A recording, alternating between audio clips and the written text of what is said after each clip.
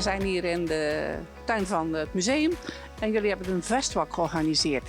Waarom een festwalk? Nou ja, wij vinden het ook wel heel belangrijk om Hulst erbij te betrekken.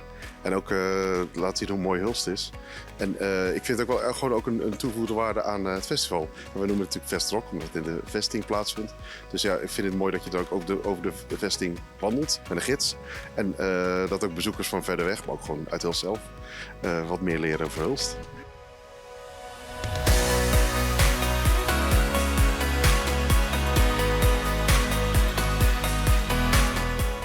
Ja, we zijn eigenlijk niet de traditionele rondgang gedaan. Ik heb langs de smallere steegjes en straatjes geweest om toch wel wat westiedatjes mee te geven, ook aan de Hulstenaren.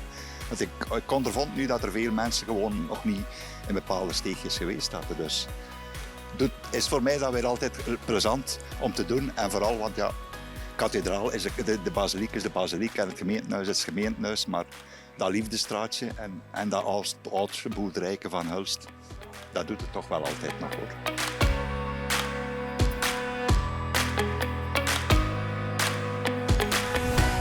Is dit de eerste keer of is het al nog een keer geweest?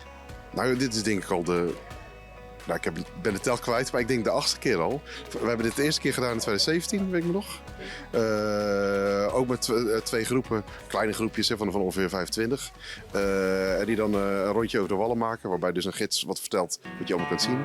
En op meerdere plekken kom je dan een artiest tegen die een nummer voor je speelt. Listen to the wind coming from the forest land. Listen every chord on every broken every unlike you. Nou, de animo was heel groot. Met name wat meer voor de zaterdag dan voor de zondag. Voor de zaterdag waren we dan gewoon ver uitverkocht en moesten mensen helaas teleurstellen. Voor de zondag hadden we zaten we gewoon vol. We merken wel dat voor zondag weer wat mensen afzeggen. Omdat ze toch iets te veel genoten hebben op het festival, denk ik. Maar dat is ook geen probleem natuurlijk, hè? Dat is ook geen probleem. Nee, het is ook een beetje een ontspannen begin van de zondag. Deep inside our hearts, we don't even know.